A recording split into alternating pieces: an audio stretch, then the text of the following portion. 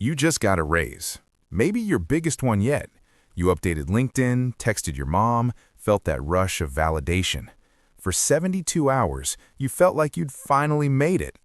Then something strange happened. Nothing changed. Your bank account still looks the same at the end of each month.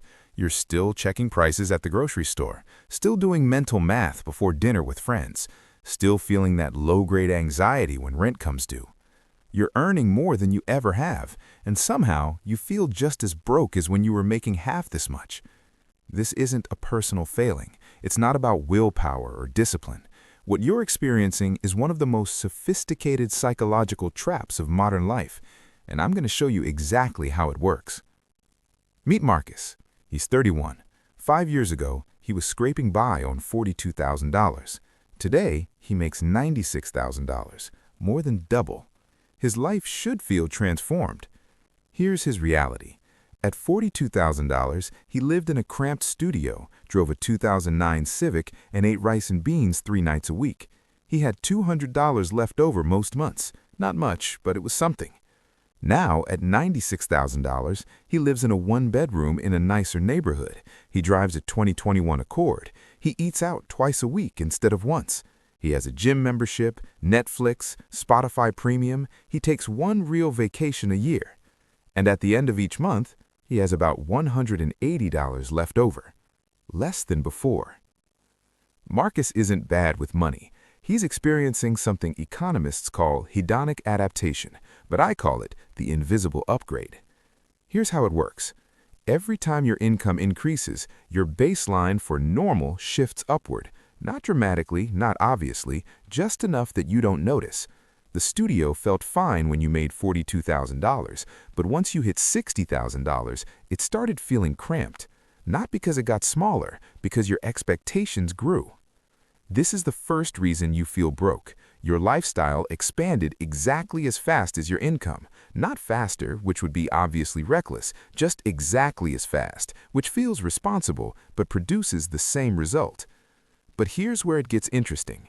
The invisible upgrade doesn't happen in a vacuum. It's accelerated by something I call the comparison ratchet.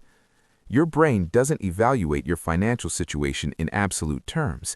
It evaluates it relative to the people around you. And here's the problem. As you earn more, you start comparing yourself to different people. When Marcus made $42,000, his friends were other people making $40,000 to $50,000. His reference point was people in similar situations. He felt normal, maybe even slightly ahead. At $96,000, his social circle shifted. His coworkers make similar salaries, his neighbors make similar salaries. Suddenly, he's surrounded by people who take European vacations and own investment properties and talk casually about their financial advisors. Marcus didn't move down the ladder, he moved up, but his position feels exactly the same because he's comparing himself to a completely different set of people. This is why high earners often report the same levels of financial stress as middle earners. A Princeton study found that day-to-day happiness plateaus around $75,000. Above that, you don't actually feel better, you just find new things to want. The comparison ratchet ensures that no matter how much you make, you're always looking at someone making more, and your brain interprets that gap as lack. There's a third mechanism at work, and it's the most insidious. I call it obligation creep. When you make more money, something shifts in how you see yourself. You start thinking in terms of what you can afford rather than what you need, and the market is very good at turning can afford into should have. At $42,000, Marcus couldn't qualify for a car loan over $15,000.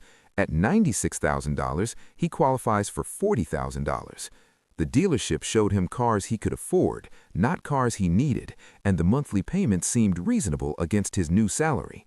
Same thing happened with his apartment, with furniture, with everything. Each decision felt rational. He could afford it, he deserved it, he'd worked hard. But each decision quietly committed future income to present obligations. Here's the math nobody shows you. Marcus now has $2,800 in monthly obligations that didn't exist 5 years ago. Bigger car payment, higher rent, insurance on more valuable stuff, subscriptions he forgot he has. His income went up $4,500 a month before taxes. After taxes, that's about $3,100. His new obligations consumed $2,800 of it. He got a 129% raise and captured 10% of it. This is obligation creep. Your commitments grow to match your capacity, not maliciously, not consciously, just inevitably one reasonable purchase at a time. Now let me show you something that brings this all together. Think about the last time you got a raise. What did you do with it? Most people can't answer this question, not because they're irresponsible, because there was no single moment where they decided. The money just got absorbed.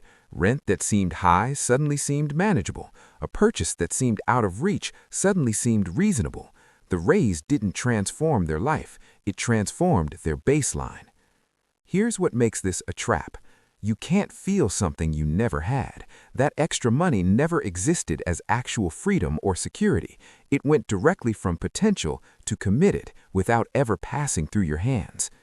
This is why you feel broke, not because you are broke in any absolute sense, but because you never captured the surplus. You never felt the improvement. Every advance was immediately neutralized by an equivalent expansion of obligation. You're running faster on the same treadmill. And treadmills, no matter how fast you run, don't take you anywhere. So what breaks the cycle? This is where it gets practical. The standard advice is to make a budget, track your spending, but that misses the point. The problem isn't that you're spending too much. The problem is that your spending is automatic and your saving is not. The first real step is catching the raise. When your income increases, the default is that it flows into your checking account and becomes available for spending.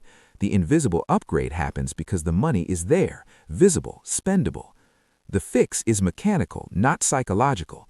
Before the first increased paycheck hits, redirect a portion somewhere you don't see it.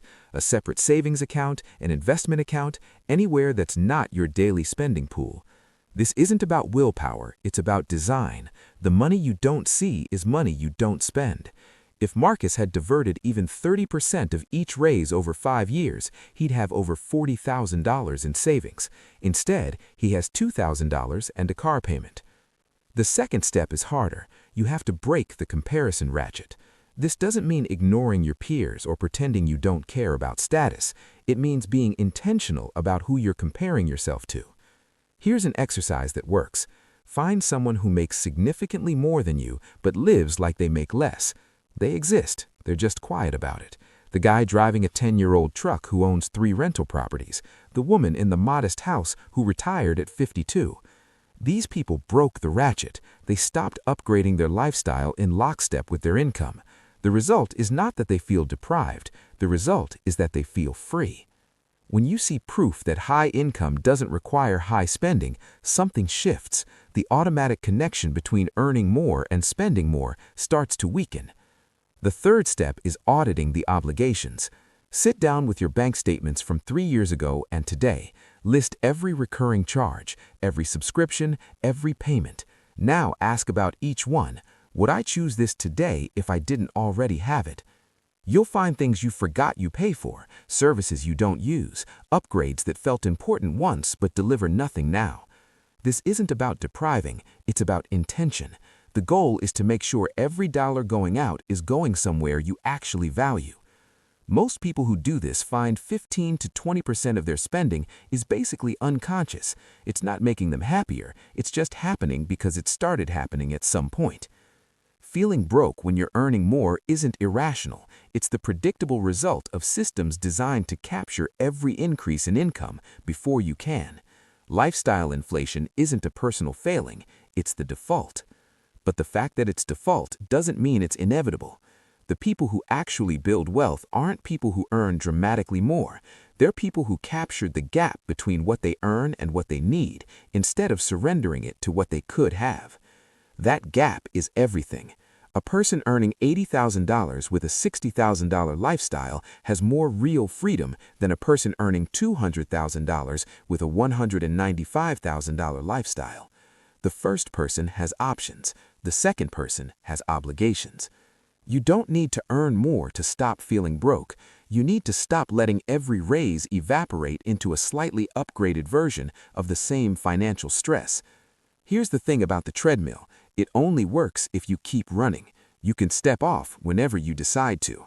Not by quitting your job, not by rejecting money or success, just by refusing to let your spending automatically match your earning, by catching the raise before it disappears, by questioning the comparison, by auditing what you're committed to. Feeling broke isn't about the numbers, it's about the gap, and the gap is something you control.